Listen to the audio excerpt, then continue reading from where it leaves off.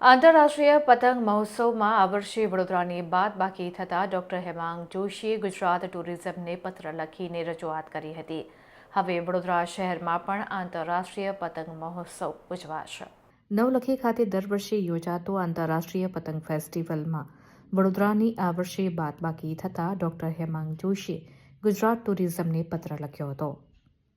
ત્યારે આંતરરાષ્ટ્રીય પતંગ ફેસ્ટિવલ આ વર્ષે વડોદરામાં પણ યોજાશે, જેને લઈને પતંગ રસિકોમાં ખુશી વ્યાપી છે.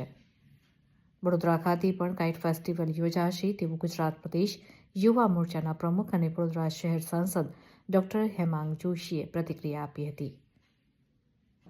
ગઈકાલે આપના જાગૃત મીડિયા તથા ઘણા બધા પતંગ રસિકોના માધ્યમથી મારી પાસે આ રજૂઆત આવી હતી કે વડોદરાની અંદર વર્ષોથી યોજાતો કાઇટ ફેસ્ટિવલ કે જે સરકારશ્રી દ્વારા એમના સહયોગથી આ કાઇટ ફેસ્ટિવલ યોજાતો હોય છે.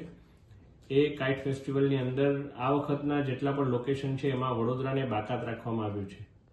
આ બાબતે મેં વિભાગને જાણ કરી અને એમની સાથે ટેલિફોનિક ચર્ચા કરી અને જે ઉચ્ચ અધિકારીશ્રીઓ છે તેમના સહયોગથી મેં એમને કહ્યું કે વડોદરા એક એવી સંસ્કારી નગરી છે, સાથે સાથે ઉત્સવોની પણ નગરી છે અને વર્ષોથી ઇન્ટરનેશનલ કાઇટ ફ્લાયર્સ પણ નવલખી મેદાન ખાતે આવી અને પોતે કાઇટ ફ્લાઇંગ કરતા હોય છે. ત્યારે વડોદરાની અંદર આ ઉત્સવ કન્ટિન્યુ રહેવો જોઈએ અને એની અંદર ફરી એકવાર વડોદરાનો ઉમેરો કરવા માટે મેં એમને રિક્વેસ્ટ કરી અને એક ઔપચારિક પત્ર પણ લખ્યો હતો. આપણા વડોદરાની અંદરના માન્ય સર્વે ધારાસભ્યશ્રીઓ છે, સંગઠનની ટીમ છે, તમામનું પણ આ બાબતે એક જ સૂચન હતું કે વડોદરાને ફરી એકવાર આ જગ્યા કાઇટ ફેસ્ટિવલ માટેની મળવી જોઈએ. અને હમણાં જ મને એક મૌખિક સૂચના સરકારશ્રી તરફથી આવી છે કે વડોદરાની અંદર કાઇટ ફેસ્ટિવલ યોજાશે અને એના માટે સ્થાનિક વહીવટી તંત્ર સાથે સંકલન કરવાનું આપણા ગુજરાત ટુરિઝમના જે સરકારશ્રીનું મુખ્ય મથક છે ગાંધીનગર, ત્યાંથી સંકલનની શરૂઆત પણ થઈ ગઈ છે.